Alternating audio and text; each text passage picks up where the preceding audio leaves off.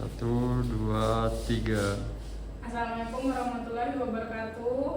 Di sini kami akan mempresentasikan tugas UTS dari mata kuliah Hukum Agraria Tata Ruang atau HAT dengan judul Pemindahan Hak dengan Lelang. Di sini saya Delia Katurnada dengan NIM 044 dan rekan saya Septriana Nuranisa Fadilah dengan NIM terakhir 027.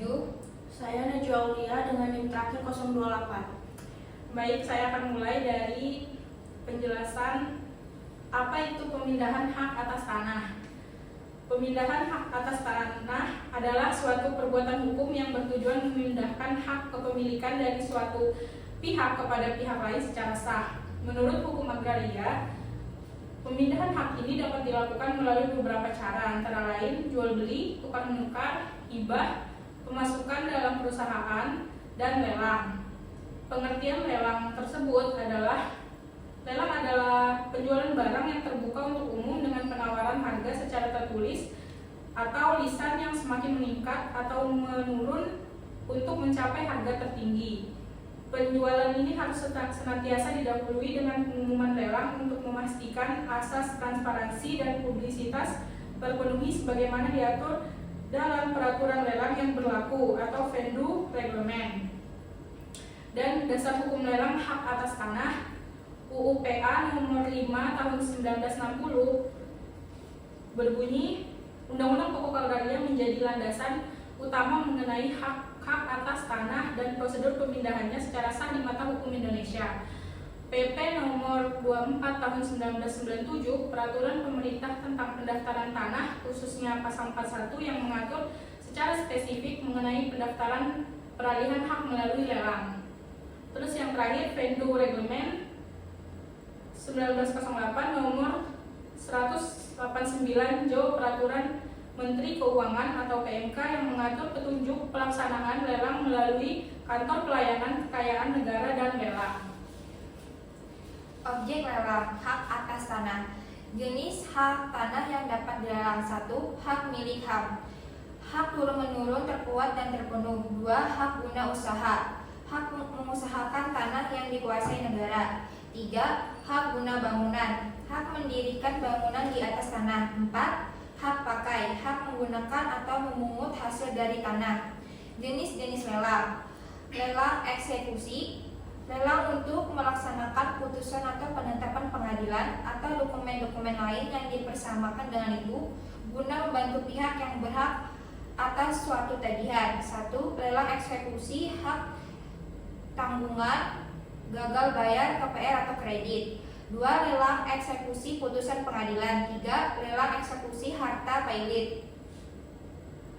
Lelang non eksekusi, lelang atas barang yang dijual secara sukarela oleh pemiliknya atau barang milik negara atau daerah yang diwajibkan dijual secara lelang berdasarkan undang-undang. 1. Lelang sukarela, pemilik ingin asetnya dijual via lelang. 2. Lelang barang milik negara BMN. 3. Lelang aset BUMN atau BUMD. Syarat penjualan lelang tanah: 1. Melalui KPKNL, pelaksanaan lelang tanah harus dilakukan di hadapan pejabat lelang dari Kantor Pelayanan Kekayaan Negara dan Lelang KPKNL atau pejabat lelang kelas 2. 2. Surat keterangan pendaftaran tanah SKPT. Kepala Kantor Pertanahan BPN wajib mengeluarkan SKPT berdasarkan pengecekan fisik dan yuridis tanah sebelum lelang dilaksanakan. 3. Pengumuman resmi. Penjual wajib mengumumkan rencana lelang melalui surat kabar harian atau media lainnya sesuai ketentuan guna memberi kesempatan pihak ketiga jika ada keberatan. 4. Bersih dari sengketa kondisional. Khusus lelang sukarela, objek harus dipastikan tidak dalam keadaan sengketa hukum atau blokir BBN. Prosedur pralelang hak atas tanah. 1. Permohonan. Kreditur atau permohonan mengajukan berkas permohonan lelang secara tertulis ke KPKNL. 2. Pengecekan SKPT. KPKNL meminta surat keterangan pendaftaran tanah SKPT dari kantor BPN setempat. 3. Pengumuman. Pengumuman lelang diterbitkan media massa biasanya 14 hari sebelum hari H. 4. Pelaksanaan proses bidding penawaran dipimpin oleh pejabat lelang hingga penentuan pemenang. Kedudukan risalah lelang. Kutipan risalah lelang merupakan akta otentik yang kedudukannya sama dengan akta PPAT sebagai dasar pendaftaran peralihan hak atas tanah di kantor pertahanan. Menurut pasal 41 PP nomor 24 tahun 1997 tentang pendaftaran tanah. Pendaftaran peralihan hak atau balik nama, pemenang lelang yang telah melunasi kewajibannya akan mendapatkan kutipan risalah lelang. Dokumen ini harus dibawa ke BPN untuk proses balik nama. Dokumen yang dilampirkan antara lain adalah: yang pertama, kutipan risalah lelang dalam bentuk asli; yang kedua, sertifikat hak atas tanah jika diserahkan ke penjual; yang ketiga, kwitansi lunas pembayaran harga lelang dan baca perolehan hak atas tanah dan bangunan; yang keempat, identitas diri pemenang lelang dalam bentuk KTP atau KK. Akibat hukum lelang, kapasitas hukum pemenang. Sejak diketuknya palu lelang dan dilunasinya kewajiban pembayaran hak atas tanah secara hukum beralih kepada pembeli atau disebut pemenang lelang. Pembersihan beban. Segala beban hak tanggungan atau hutang lama dan sitaan yang melekat pada sertifikat sebelumnya menjadi hapus atau roya demi hukum. Memberikan perlindungan penuh pada pembeli baru. Hambatan dalam pelaksanaan lelang tanah.